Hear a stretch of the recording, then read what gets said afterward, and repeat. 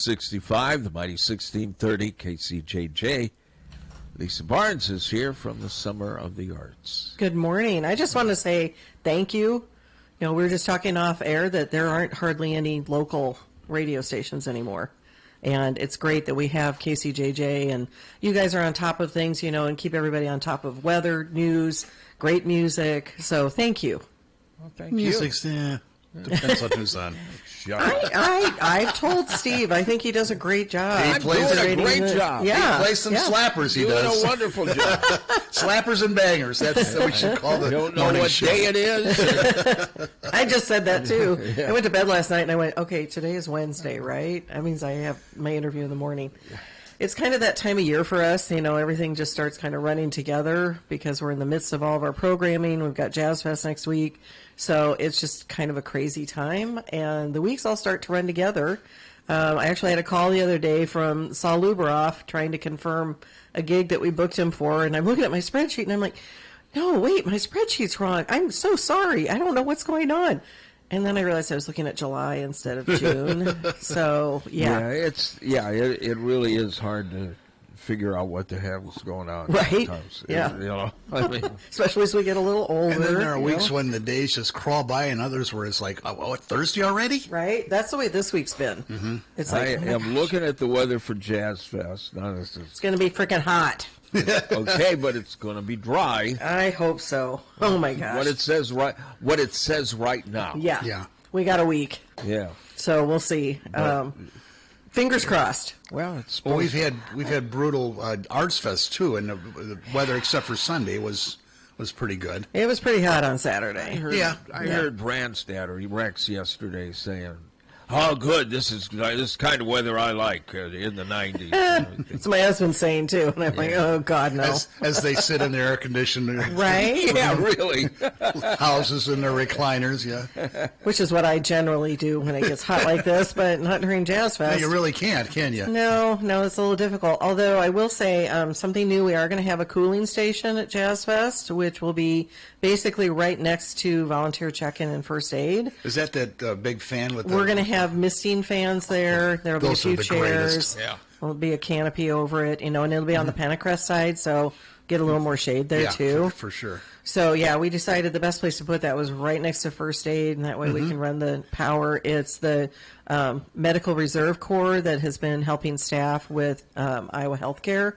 They staff the first aid station, and the Medical Reserve Corps has the misting fans that they're going to bring for it. So we're really excited to have that. We tried having a misting fan one year. This was, oh my gosh. Terry was still on staff, but yeah, it was like close to 10 years ago or something. And it was one that we had rented, and it was so big and so heavy. And we had to have one of our interns, we had to move it from one place to the other. And it was like, they got done with that, and they're like, we have to go sit in the air conditioning because it was one of those super hot weekends, you know.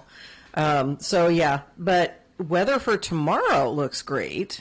Yeah, and that's the Friday night concert series. Yeah, so Friday Night Concert Series last week was a little tricky. You know, there's a little drizzle going on and stuff, and, you know, obviously other things going on in conjunction with Juneteenth. So our crowd was a little smaller, but my understanding is CJ Parker is amazing. Yes. And we need to maybe consider him for Arts Fest or bring him back for something. I think so. So that would be really fun. But tomorrow night, we're really excited. You guys may remember from last year when he was here in person, we have Slim Chance and the Can't Hardly Play Boys. Yeah. So they'll be going on at 7:30 tomorrow night. Opening at 6:30 is the Mark Jansen Trio. And Mark is a musician that's in, I don't know how many different bands, but he's pretty well known in the area as well. Yeah, and he's a great musician, and he obviously will have great players with him, and you'll get some nice music. And then Slim is a character. Slim, that's one way to put it. Slim is he is claimed that he has been ripped off throughout the decades by countless country artists, including Johnny Cash and Waylon Jennings and George Jones. George Jones. Yep. They all stole from him. Yyep. So he also said the reflecting pool was vandalized. So, but anyway, they put on a great show, and they're a lot of fun. Yep. So get out and check that out. It's great. Yeah, I think the first time we had him was at the Northside concert. Yeah, several years and he ago. did my grandmother's favorite song, "Amos Moses" by Nice. Jerry Reed. Nice. I gave him $1 tip for that. There you go. Yeah, I mean that's the best way to put it. It is a show. And it's fun, yeah, Yeah, for sure. And I mean, great musicians. Yeah. Too.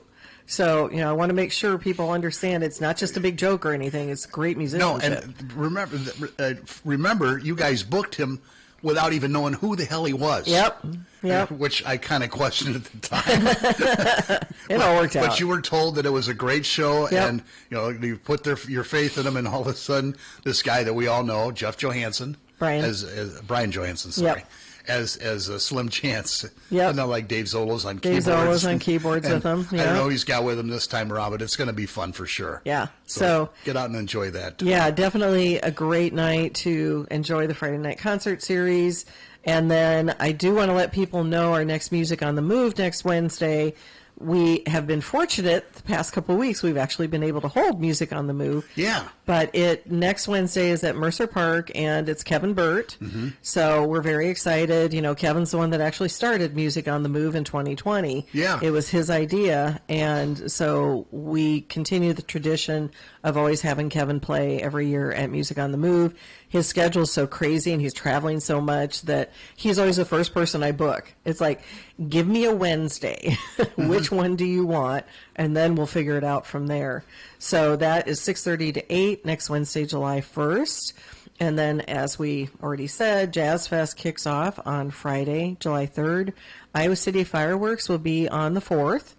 And just so people know, downtown ramps and parking meters are free on both Friday and Saturday. So that should help with people coming downtown. You don't have to worry about paying for parking because it's all free. So you're doing the fireworks on Saturday night. Fireworks are on Saturday. Yeah. If I can make a plea, please leave your dogs at home. Yes. Yes. Well, especially with the weather being in the 90s. too. Yes. Yeah, the 90s, it's hot on their paws. They burn their paws. Mm-hmm. Lots of vets see them after these kind of events. And also, they don't like the fireworks. Yeah. No, and they No. don't. Most dogs don't like big crowds either. No. It So makes them just anxious. Please leave them at home. Yes. They don't want to be with you. They've seen you. We have a regular old dog that comes every week to the Friday night concert series, and the lady sits on the bench, and he just kind of lays there, and he's not panting or he doesn't show any signs of anxiety. He just kind of listens to the tunes and just kind of looks around. Yeah, I mean, I agree with Steve, though. When it's that hot out, yeah, it's, for sure. it's definitely not safe. The other thing we will have back at Jazz Fest that we had at Arts Fest is from Johnson County Emergency Management, their water monster. So bring your water bottle, and you can get free refills from this huge water monster. Oh, nice. And that will be right next to the cooling station on Clinton Street as well.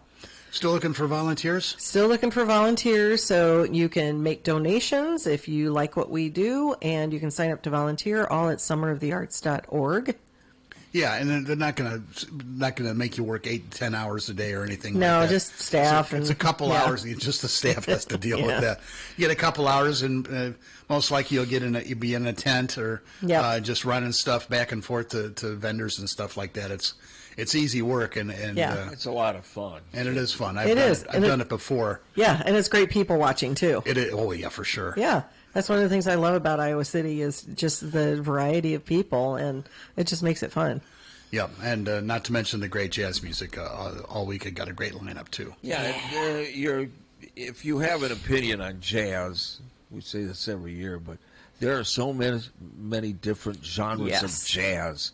There's certainly, one artist or band or group that you're going to enjoy. Yeah, well, I mean, our Friday night headliner, Jonathan Scales Orchestra, he plays pan drums.